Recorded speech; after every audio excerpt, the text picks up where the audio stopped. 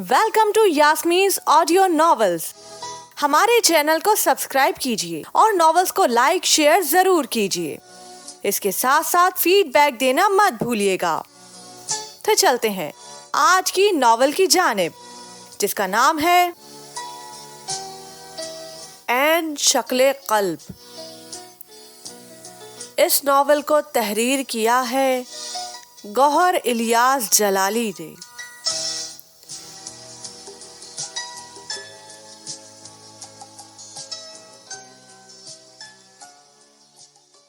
क्या बात है मेरे शाहीन, आज कुछ उलझा उलझा सा लग रहा है। हुजरे में बैठे हाफिज साहब ने मुझसे सवाल किया। हाफिज जी, बात ही कुछ ऐसी है, मैंने एतराफ करते हुए कहा। हमें भी बताओ, शायद कुछ सुलझाव पैदा हो सके। उन्होंने हस्बे आदत बड़े इत्मीनान के साथ पूछा। फिर मैंने उन्हें कल होने वाला वाकया सुनाया, जिसमें बुजुर्ग ने कहा था कि सियाना ना बन, कुमला बन, फायदे में रहेगा। मेरी बात सुनकर हाफिज साहब खुद सोच में पड़ गए और हल्के हल्के मुस्कुराते भी रहे। बात तो उसने ठीक कही थी। हाफिज साहब ने मेरी तरफ देखते हुए इकरार किया, लेकिन इल्म हासिल करना तो फर्ज है। मैंने दलील दी, इल्म ही से इंसान में अकल आती है और अकल ही सियाना बनाती है। तेरी बात भी ठीक है, हाफिज साहब ने कहा, लेकिन दोनों में फर्क है और यही असल जिंदगी है। वो कैसे? मैंने पूछा, अपने मन में डूब कर पाजा सुरागे जिंदगी। हाफिज साहब ने शेरी अंदाज में मुझे समझाया, लेकिन मेरे मन के अंदर तो कुछ नहीं। मैंने झूठ बोला। ईमान? हाफिज साहब ने कहा। जी। मैं एकदम से घबरा गया। महबूब, इश्क, खुदी, खुदा। हाफिज साहब ने अपनी बात जारी रखते हुए कहा, ये सब कुछ तेरे अंदर ही है। दिल, दरिया, समंदरों, ढोंगे, और जब तू अपने मन के दरिया में गोता लगाएगा तो ये सब तुम्हें अपने अंदर ही मिलेंगे, और जब ये मिल गए तो असल जिंदगी के सुराख को पा लेगा। लेकिन हाफिज जी, उनको मेरे नाम का पता कैसे चला? और दुआ जो मैंने मांगी थी वो भी? थोड़ी देर बाद मैंने फिर सवाल किया, ना पूछ उन खरफा पोशों का, इरादा हो तो देख उनको, यदि बेदाल ये बैठे हैं अपनी आस्तीनों में। लेकिन मेरा एक सवाल है, हाफिज साहब ने कहा। ऐसा क्या है जो तूने मुझसे भी छुपा रखा है? ऐसा तो कुछ भी नहीं हाफिज जी। मैंने डरते ईमान की मोहब्बत को अपने दिल में ही रखने का इरादा किया। भला मैं आपसे क्यों छुपाऊंगा? अच्छी बात है, हाफिज साहब ने मशकूकाना अंदाज में कहा, और मैंने नजरें चुरा ली।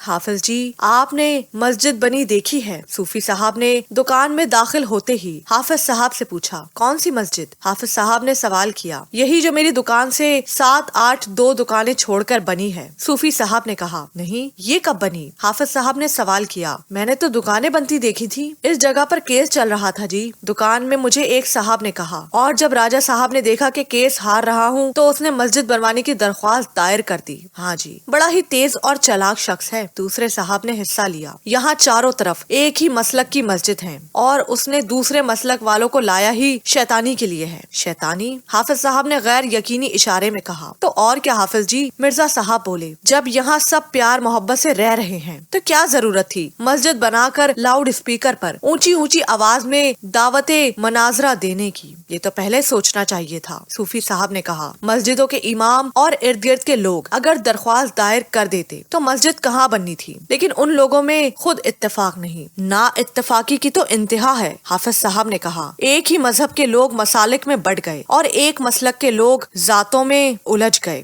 फिरका बंदी है कहीं और कहीं जाते हैं। क्या जमाने में पिनपने की यही बातें हैं। वैसे हाफिज जी, उन्होंने मस्जिद बड़ी जल्दी बनाई है। पहले साहब ने इत्तला दी। जल्दी नहीं, बड़ी चालाकी से। मिर्जा साहब ने कहा। पहले 2 दुकानें बनाई सड़क की तरफ, फिर पीछे से दीवारें उठाई ये कहकर के अहाता बना रहे हैं, और फिर अचानक 2-3 हफ्ते छोड़कर एक ही दिन में छत डाल दी। लेकिन जाता तो कोई भी नहीं। दूसरे साहब बोले, हर नमाज में सिर्फ 2 बंदे होते हैं। मिर्जा साहब ने कहा, एक इमाम और दूसरा मौज़्ज़िन, जबकि यहाँ तकरीबन 100 दुकानें हैं और हर दुकान में कम से कम 2 बंदे और ज्यादा से ज्यादा 5 बंदे काम करते हैं। ये सुनकर हाफिज साहब ने एक सर्द आ भरी। मस्जिद तो बना दी शब भर में। ईमान की हरारत वालों ने, मन अपना पुराना पापी है, बरसों में नमाजी बन ना सका।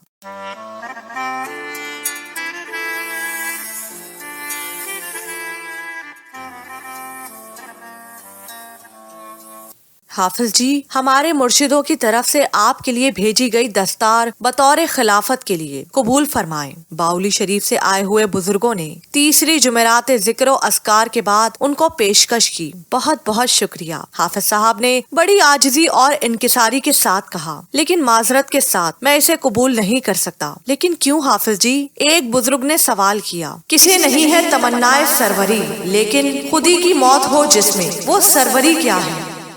حافظ صاحب نے شعری صورت میں جواب دیتے ہوئے کہا، اور ویسے بھی میرا سلسلہ اس کی اجازت نہیں دیتا۔ سلسلہ نقشبندی تو ہمارا بھی ہے۔ دوسرے بزرگ نے سوال اٹھایا، کوئی اعتراض نہیں ہوگا؟ بے شک، حافظ صاحب نے کہا، لیکن میں اس سلسلے کی بات نہیں کر رہا۔ پھر آپ کس سلسلے کی بات کر رہے ہیں؟ پہلے بزرگ نے پوچھا، اس سلسلے کی جس سلسلے میں سب سلسلے چل رہے ہیں۔ حافظ صاحب نے رمزی انداز میں کہا، تعمیر آشیاں سے میں نے یہ راز پایا، اہل نوا کے حق میں بجلی ہے آشیانہ۔ معاف کیجیے گا حافظ جی، لیکن آشیانہ آستانہ تو آپ کے مرشد کا بھی ہے۔ وہی بزرگ بولے، پھر آپ کیسے انکاری ہو سکتے ہیں؟ میں نے انکار تو نہیں کیا، حافظ صاحب نے بڑے سکون سے جواب دیا، لیکن فرق شین اور دال کا ہے، کیونکہ حمیدہ صرف دال مستقیم الف میں تبدیل کیسے ہو، جبکہ شین کے بغیر الف غم زدہ دال کی مانند حمیدہ رہ جائے گا۔ فقط نگاہ سے ہوتا ہے فیصلہ دل کا، نہ ہو نگاہ میں شوخی تو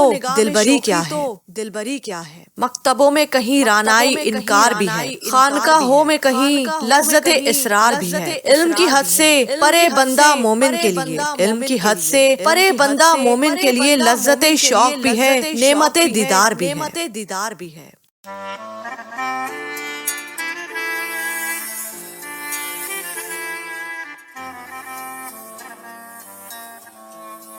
ایک 17-18 سال کا کمسن عاشق حافظ قرآن کی تعلیم کو آدھا ادھورا چھوڑ کر نکل پڑتا ہے کسی مرد قلندر کی تلاش میں، جس کے علم و عمل میں کوئی تضاد نہ ہو، جو درد سے آشنا بھی ہو اور عشق کی راہوں سے واقف بھی۔ 2 سال تک کسی مرد مومن کی تلاش میں ہر گلی کوچے بازار دربار درسگاہ اور خانقاہوں کی خاک چھانتا رہا، صرف اور صرف اپنے ذوق یقین کے بلبوتے پر۔ جب وہ حقیقت کی تلاش میں نکلا تو فقط ایک کپڑوں کا جوڑا جو اس نے پہن رکھا تھا اور سادہ سی جوتی کے سوا اس کے پاس کچھ نہیں تھا۔ لیکن 2 سال تک اللہ اپنے بندے کی کسی نہ کسی صورت مدد فرماتا رہا۔ کبھی کسی نے روٹی کے چند ٹکڑے دے دیے اور کبھی کسی نے کپڑا، جوتا اور نقد۔ پہلی بار جب ایک شخص نے اسے نقد دیا تو اس کمسن عاشق نے اپنے لباس کی جیبیں پھاڑ دی کہ توکل کے امتحان میں ناکام نہ ہو جائے، اور ساری کی ساری رقم کسی اور ضرورت مند کو دے دی۔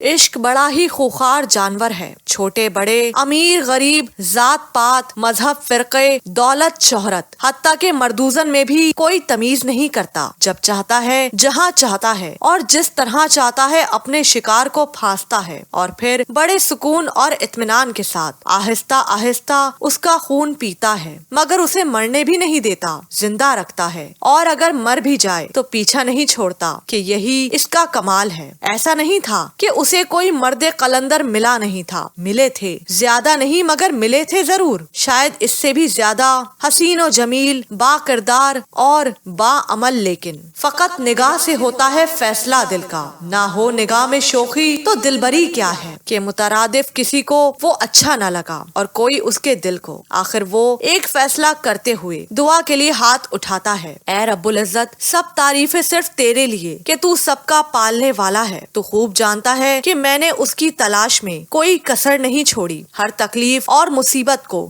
کھلے دل کے ساتھ قبول کیا، مگر شاید ابھی تیری مرضی و منشا نہیں، شاید ابھی مجھے اور انتظار کے عذاب سے گزرنا ہے، لیکن اب میں اس وقت ہی آؤں گا جب تو خود اسے حکم دے گا کہ وہ خود مجھے بلائے یا مجھ تک پہنچے۔ یا رب، تو گواہ رہنا کہ میری سانسیں اور میری نظریں اسی کی راہ میں بچھی ہیں جس کی تلاش صرف تیری طرف جاتی ہے۔ یہ دعا کرنے کے بعد وہ کمسن عاشق ایک آس امید खरीद लिए फटे पुराने कपड़े पहने, उलझे सुलझे बालों और नंगे पैरों थके थके कदमों के साथ वापस अपने घर की तरफ चल पड़ता है। लेकिन मंडी बहाउद्दीन से सरगोदा की जानिब निकलती सड़क पर अभी वो थोड़ी दूर ही पहुंचा था कि भक्की के मुकाम पर उसे अजीब सी मशहूर कुन खुशबू आती है, जिसको दिमाग महसूस तो करता है मगर जुबान अदा करने से कासिर रहती है। इसके साथ ही दिल की धड़कन तेज हो जाती है और कदमों में ताजगी का एहसास होते ही उठने में जल्दी करने लगते हैं।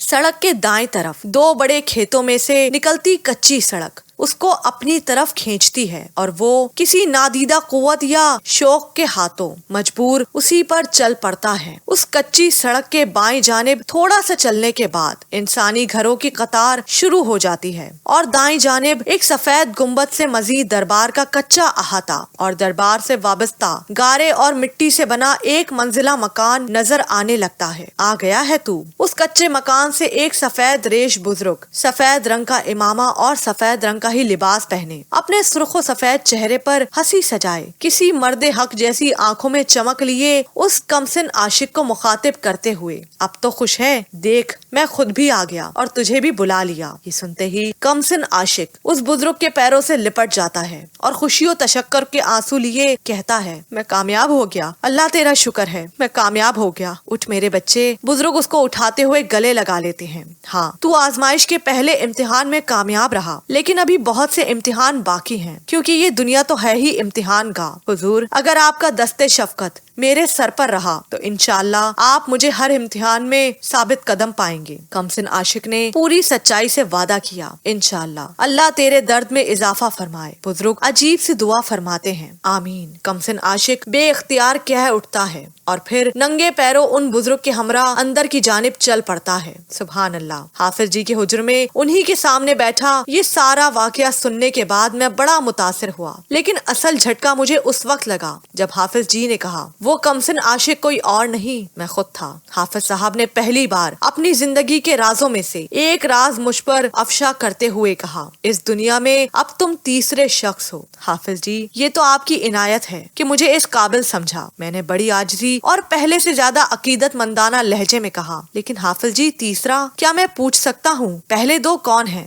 मैं और मेरे मुर्शिद। हाफिज साहब ने बड़ी आजिज़ी से मेरे सवाल का जवाब दिया और ये वाकया भी मेरे ही सवाल का जवाब था जो मैंने कभी उनसे बैत के हवाले से पूछा था। अल्लाह जी, हाफिज जी कुछ और भी बताए ना, आप कितना अरसा वहाँ रहे और कैसे गुजारे दिन रात? मैंने आज सब कुछ जान लेने की गर्ज से कहा और शायद ये वो आरजू थी जो न जाने कब से मेरे दिल में मचल रही थी। मैं 3 साल मुर्शिद पाक की खिदमत में रहा। हाफिज साहब ने कहना शुरू किया, और वो मेरी तरबियत करते रहे। ये मेरी सादत है कि हिफ्ज़े कुरान की तकमील भी आपके साये शफकत में हुई। मेरे लिए सबसे ज्यादा लुत्फ और सवाब का काम अपने मुर्शिद की खिदमत थी, क्योंकि वली वो है जिसे देखकर खुदा याद आ जाए, और इसी वक्त के लिए ही तो मैं 2 साल दर दर की ठोकरें खाता रहा। फिर ये कैसे मुमकिन था कि मैं यूं ही वापस चला जाता? वो बुजुर्ग दरवेश मर्दे मोमिन और मेरे मुर्शिद पाक, जिनको दुनिया सैयद मजहर कयूम के नाम से जानती है, उनके घर के बिल्कुल सामने ही बहुत बड़ा मदरसा है। दाएं जानिब काफी वसी और खूबसूरत जेर तामीर मस्जिद, जबकि बाएं जानिब भी जेर तामीर दरबार है, जिसका सफेद गुंबद दूर से ही नजर आ जाता है। और उस दरबार पर मुकीम कबूतरों का गिरोह हू की सदाओं से अपने अबाओ अजदाद की तरह अहले दरबार पर अपनी मोहब्बत निछावर करते महसूस होते हैं। रिहाइश के लिए मैंने दरबार का इंतखाब किया, क्योंकि वो दरवेश अपना ज्यादातर वक्त दरबार से कुछ फासले पर बनाए गए हुजरे में गुजारते, जहां दूर दूर से आए हुए लोग अपने हक में दुआ करवाते थे। आप बड़े तहामुल, बुर्दबारी और आजिज़ी के साथ उनकी मुश्किलात सुनते और उन्हें दीन और इस्लाम की रोशनी में इसका हल बताते। गुस्सा हराम है, इसका सबूत उनकी पूरी जिंदगी है, जिसमें कभी किसी ने उनके माथे पर शिकन तक नहीं देखी। खुदा के बंदे तो हैं, हजारों बन्नों में फिरते हैं मारे मारे। मैं उसका बंदा बनूंगा जिसको खुदा के बंदों से प्यार होगा।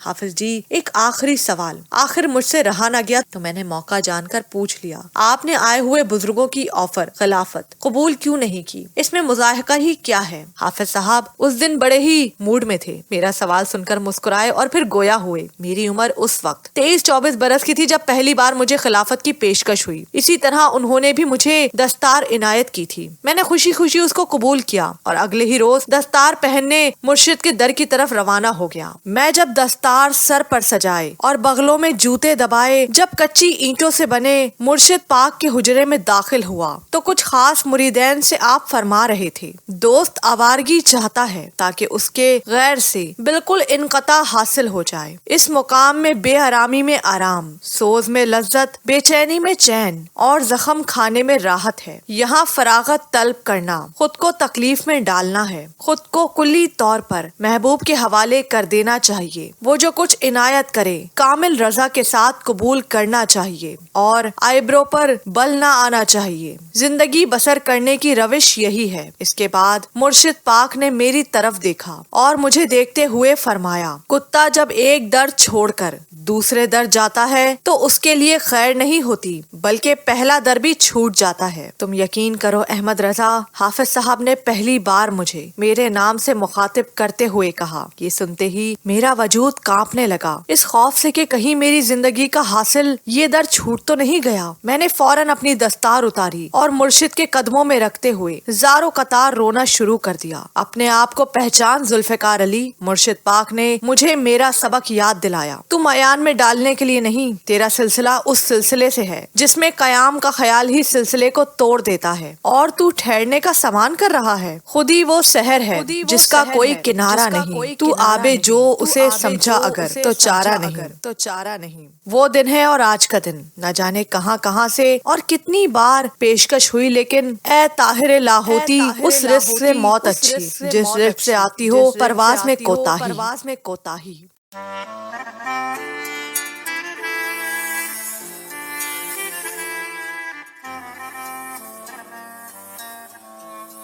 ایمان آپی، آپ کو اپنا وعدہ یاد ہے نا؟ گڑیا لان میں بیٹھی پوچھتی ہے۔ کون سا وعدہ؟ ایمان نے ذہن پر زور دیتے ہوئے پوچھا۔ بھول گئی؟ گڑیا نے حیرانگی سے کہا۔ آپ نے کہا تھا کہ امتحانات کے بعد آپ میرے ساتھ میرے گاؤں چلیں گی۔ یہ تو مجھے یاد ہے، میں سمجھی نہ جانے کون سے وعدے کی بات کر رہی ہو۔ تم وعدے بھی تو بہت لیتی ہو، ایمان نے ہنستے ہوئے کہا۔ میں نے پہلے بھی کہا تھا، مجھے گاؤں دیکھنے کا بہت شوق ہے۔ کچے مکان، کچی گلیاں، گھروں سے جڑے گھر، ہری بھری فصلیں، ٹیوب ویل، اللہ کیا بات ہوتی ہے گاؤں کی۔ ایمان نے خیال میں گاؤں کا نقشہ کھینچتے ہوئے کہا۔ ہمارے گاؤں میں تو پہاڑ بھی ہے، گڑیا نے مزید اشتیاق بڑھایا۔ سچی؟ ایمان نے لا یقینی انداز میں پوچھا۔ نہر بھی گزرتی ہے ہمارے گاؤں میں سے، گڑیا نے اپنے گاؤں کی تعریف کرتے ہوئے کہا، اور نہر کے قریب ہی ہمارا ایک عدد باغ بھی ہے۔ تو پھر کب جانا ہے؟ ایمان سے رہا نہ گیا۔ اگلے ہفتے، گڑیا نے بتایا۔ لیکن ایمان آپی، کیا آپ کو اجازت مل جائے گی میرے ساتھ میرے گاؤں جانے کی؟ وہ میں لے لوں گی، ایمان نے یقین کے ساتھ کہا۔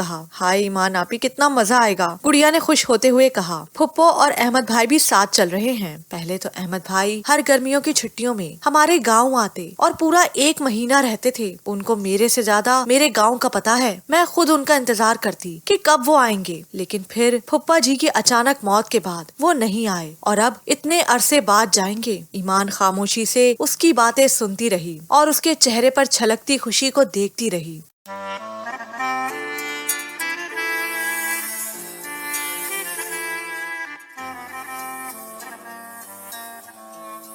ایمان کے گھر والوں نے پہلے اسے جانے کی اجازت نہیں دی کہ اچھا نہیں لگتا، اور اوپر سے اس بات کا بھی ڈر تھا کہ جوان لڑکی کو یوں اس طرح گاؤں بھیج دیں، جن کے بارے میں انہیں صرف اتنا پتا تھا کہ گڑیا کا تعلق وہاں سے ہے۔ نہ جانے گڑیا کے گھر والے کیسے ہوں گے، ان کا ماحول کیسا ہوگا، کس کس طرح کے لوگ ان کے گھر آتے جاتے ہوں گے، وغیرہ وغیرہ۔ لیکن جب میری والدہ نے گڑیا کے مجبور کرنے پر اپنے ساتھ جانے، واپس لانے اور اپنی ذمہ داری لینے کا وعدہ کیا، تو وہ لوگ تھوڑی سی بحث مباحثے کے بعد مطمئن ہو گئے اور جانے کی اجازت دے دی۔ گڑیا کا ارادہ تو 1 ہفتے کا تھا، لیکن والدہ نے صرف 3 دن کا وہ بھی بڑی مشکل سے مانا تھا۔ اس میں بھی گڑیا کا کافی عمل دخل تھا۔ یہ اس کی ایمان سے بڑھتی ہوئی محبت تھی یا پھر میری بڑھتی ہوئی محبت کا احساس۔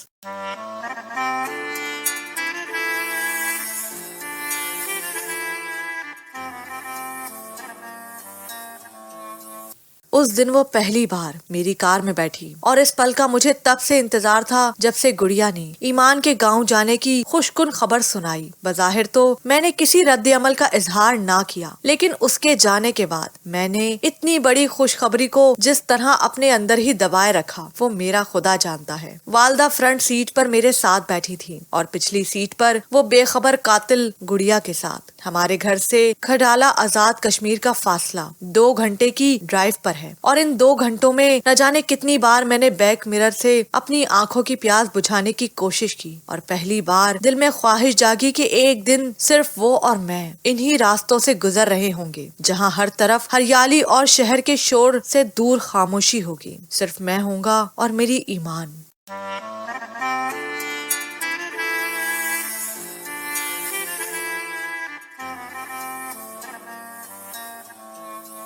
कार जब मामू के घर दाखिल हुई तो मामू मुमानी ने हमारा इस्तकबाल किया। अम्मी, मैंने आपको बताया था ना ईमान आपी का, गुड़िया ने मुमानी से कहते हुए ईमान की तरफ इशारा किया। अस्सलाम वालेकुम। ईमान ने अदब के साथ मामू और मुमानी को सलाम किया। वालेकुम अस्सलाम बेटी, मुमानी ने जवाब देते हुए उसके सर पर हाथ फेरा। गुड़िया बहुत जिक्र और तारीफ करती है आपकी, मामू ने कहा। इस घर को भी अपना ही घर समझें। जी जरूर, शुक्रिया, ईमान ने कहा। गुड़िया तो खुद बहुत अच्छी है। कहाँ अच्छी हूँ, इतनी देर से बाहर ही खड़े कर रखा है, गुड़िया ने हंसते हुए कहा। चले अंदर चलते हैं। वो सब अंदर की जानिब बढ़ गईं और उनके पीछे पीछे मैं और मामू भी।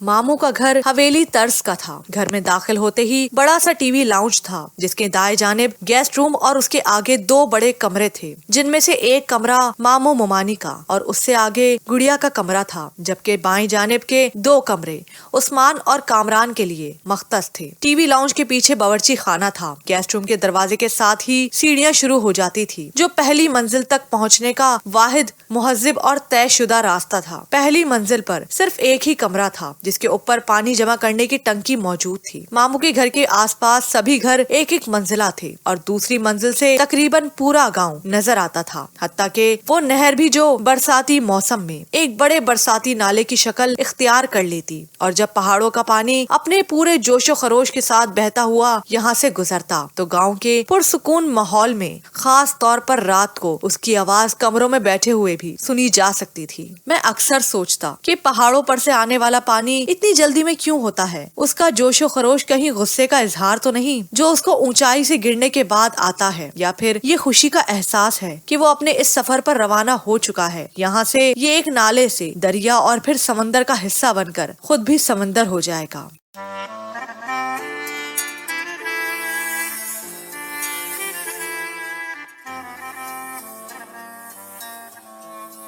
उठे ईमान आपी, पहले मैं आपको अपना घर दिखाती हूँ। दोपहर के खाने से फारिग होकर गुड़िया ने ईमान को कुर्सी पर से उठाते हुए कहा। फिर आप जो कमरा पसंद करेंगी हम उसी में रहेंगे। ईमान बिना कुछ कहे उसके साथ घर देखने में लग गई।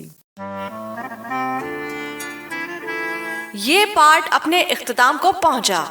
मजीद पार्ट सुनने के लिए चैनल को सब्सक्राइब कीजिए।